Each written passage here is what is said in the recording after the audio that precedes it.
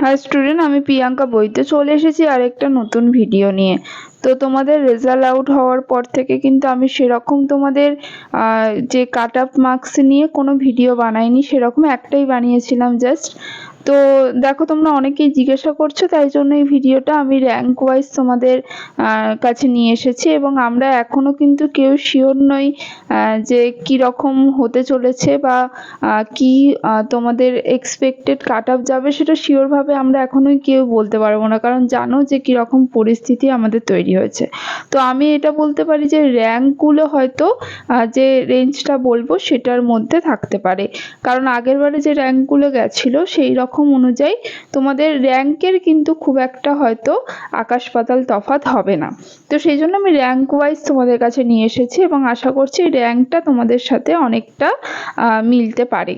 ঠিক আছে, তো দেখো, প্রথমেই আমরা কলেজ ওয়াইজ আলোচনা শুরু করেছি এবং আজকে আমরা 3টে কলেজ নিয়ে আলোচনা করব, নেক্সট দিন আরও 3-4টে নিয়ে বলবো। এইভাবে কিন্তু আমি র্যাঙ্ক ওয়াইজ তোমাদের সাথে এক্সপেক্টেড কাট অফ নিয়ে আলোচনা করব। অবশ্যই বারবার বলছি যে আমরা সবাই কিন্তু একটা বলতে পারি যে আশা করতে পারি এটা হতে পারে, কিন্তু কি হবে এখনো কিন্তু পরিস্থিতি যা, আমরা কেউই শিওরভাবে কিছু বলতে পারবো না। তো প্রথমেই বলি যে আমাদের ক্যালকাটা মেডিকেল কলেজে যেটা রয়েছে, ইউআরদের যে র্যাঙ্কটা যেতে পারে, আমি র্যাঙ্ক বলছি, তোমাদের অল ইন্ডিয়া যে র্যাঙ্ক তোমরা পেয়েছো সেই র্যাঙ্কটা বলছি, কোনো ক্যাটাগরি ওয়াইজ র্যাঙ্ক না, বা স্টেট র্যাঙ্কও তো তোমরা এখনো পাওনি। তো সেই অল ইন্ডিয়া বেস্ট র্যাঙ্কটা আমি বলছি যে ইউআরদের 5000-এর কাছাকাছি, মানে তোমাদের 5000-এর আশেপাশে তোমাদের যেতে পারে যে র্যাঙ্কটা।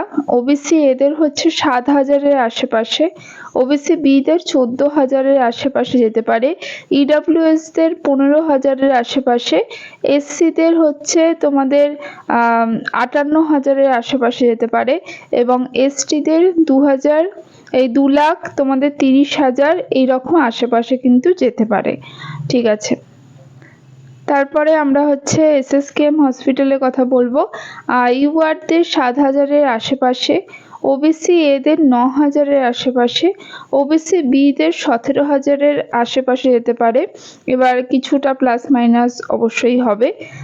ইডাব্লিউএসদের হচ্ছে 14000-এর আশেপাশে যেতে পারে, এবং এসসিদের 54,000-এর আশেপাশে, এবং এসটিদের 2,60,000-এর আশেপাশে যেতে পারে।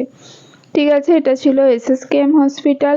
এবং এনআরএসটা নিয়েও আমরা আজকে বলে দেবো যে ইউআরদের কিন্তু তোমাদের 9000 থেকে, যাদের তোমাদের র্যাঙ্ক যেটা পেয়েছো তোমরা, যে অল ইন্ডিয়া র্যাঙ্ক যেটা পেয়েছো তোমরা, সেইটা হচ্ছে ইউআরদের 9000 থেকে 10,000-এর মধ্যে থাকতে পারে, ওবিসি এদের 10,000-এর আশেপাশে থাকতে পারে, ওবিসি বিদের 17,000 থেকে 18,000-এর মধ্যে র্যাঙ্ক থাকতে পারে, তাদের হয়ে যাওয়ার সম্ভাবনা আছে। ইডাব্লিউএসদের 25,000 থেকে 26,000-এর মধ্যে যাদের রয়েছে তাদের সম্ভাবনা আছে। আচ্ছা, এসসিদের হচ্ছে তোমাদের 68,000 থেকে 69,000-এর মধ্যে, এবং এসটিদের হচ্ছে 3,30,000-এর মধ্যে। তো আমি আবারও বলছি যে তোমরা অনেকেই র্যাঙ্ক বলে এবং নাম্বার বলে জিজ্ঞাসা করছিলে, সবাইকে কমেন্টে রিপ্লাই করা সম্ভব হয়নি, সেই জন্য আমি এই ভিডিওটা তোমাদের বানিয়ে দিচ্ছি। এবং পুরোপুরি আমরা জানতে পারবো, বা রেজাল্ট তোমাদের কাউন্সিলিং হওয়ার পরে যখন রেজাল্ট বেরোবে তখন তো আমরা পুরোপুরি শিওরভাবে জানতে পারবো, এবং এর আগে আমরা আশা করতে পারি যে এরকম যেতে পারে। তাহলে আজকের মতো টাটা, নেক্সট ভিডিও নিয়ে খুব তাড়াতাড়ি হাজির হব।